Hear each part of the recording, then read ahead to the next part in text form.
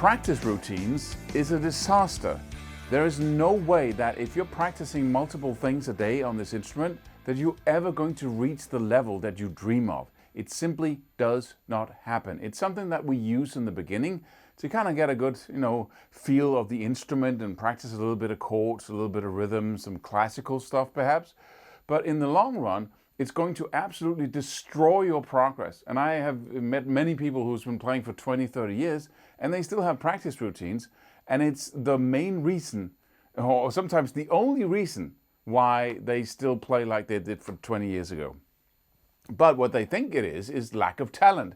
It's never, ever a lack of talent.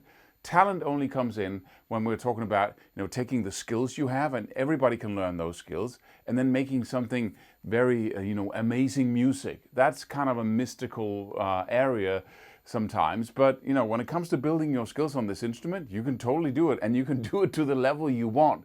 You can learn to play extremely fast and master alternate picking and hammer-ons and pull-offs. You can learn to write great music. You can learn it all. It's just a craft. Just get off your high horse with the artsy-fartsy. It's just a craft, right? And anyone can learn it if you go through it. And the practice routines are, the wrong way. And I say wrong because it really does not work that way. Just think about any other endeavor in life. Where do you find people who are the best at what they do who used practice routines, right? If you watch a football player, what they did was just kick a ball up against the wall, for thousands of hours when they were kids, right? They used to play football. They used to go into, be obsessed with it. And when you're obsessed with something, you don't have practice routines. When you're obsessed, you focus on one thing only.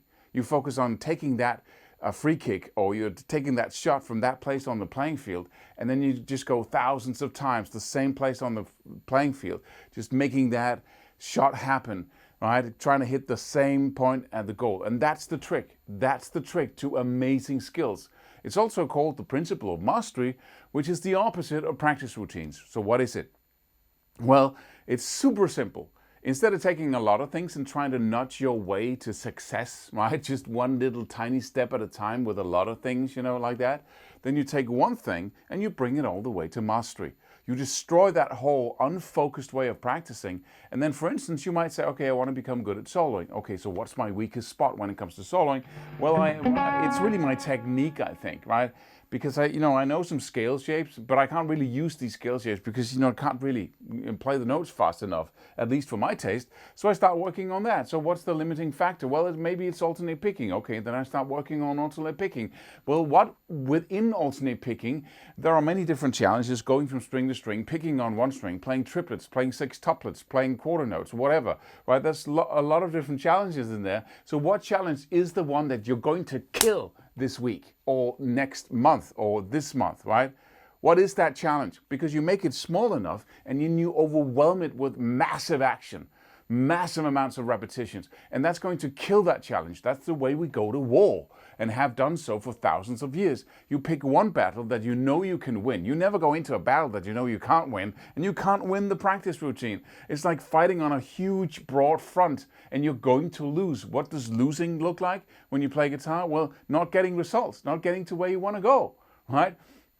So what you do instead is having that focus. Well then, Claus, practice the same freaking exercise for 2 months, right? You use 75% of your time. That's what I always say, right? Use 75% of your time on focusing on one tiny little thing, and then make sure you actually learn to master it. But, I could use those 3 months, right, that it takes me to master, right? I could have used those for all kinds of stuff. I could have practiced chords and all kinds of stuff, right? And now I'm just sitting here, right? It makes me an idiot musically. No, it doesn't. Because what we never see, because we never tried it, we never see the amazing effects of being obsessed with something.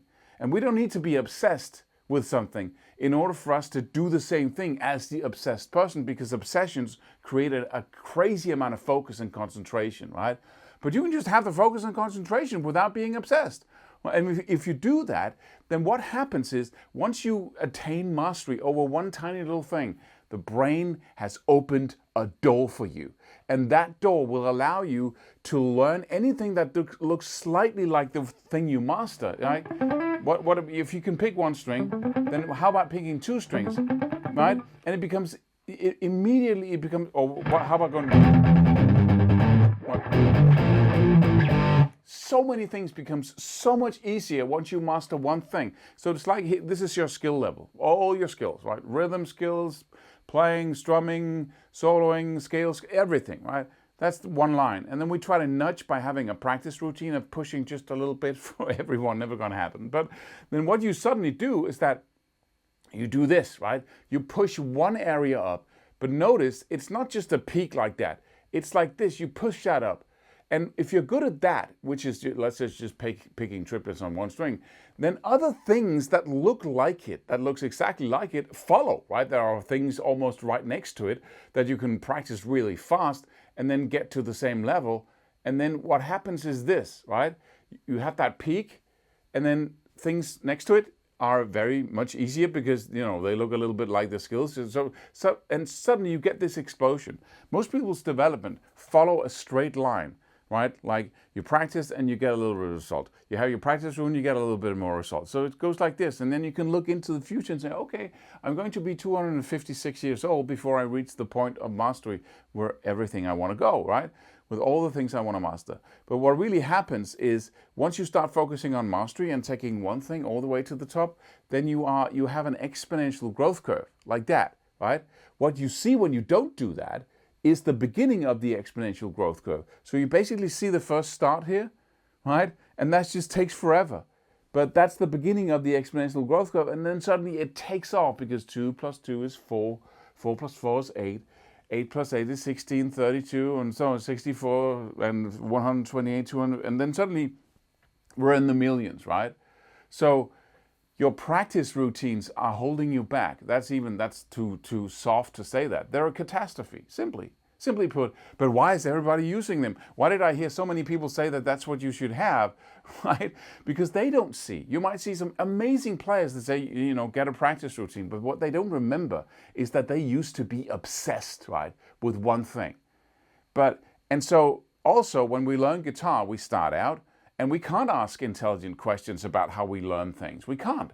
Because we don't know anything. So we just take everything the teacher says or the YouTube guy says, we just take it in and we start doing it, right? And then we get results. And then after, you know, some years, we forget, we can't ask questions because now we're brainwashed with whatever we're used to doing and whatever we did for 500 years, you know, since the guitar was invented. It's crazy so much crap we have in there, in that whole philosophy of practicing and learning. So never do it again. Just take one thing, push it all the way to the top. Or you might take, if you really want to say, okay, Claus, I get what you mean, but hey, I'm practicing chords right now. And then take your practice routine of all these 12 different things that you're practicing and spend 1 month on the first in that practice routine. Only that.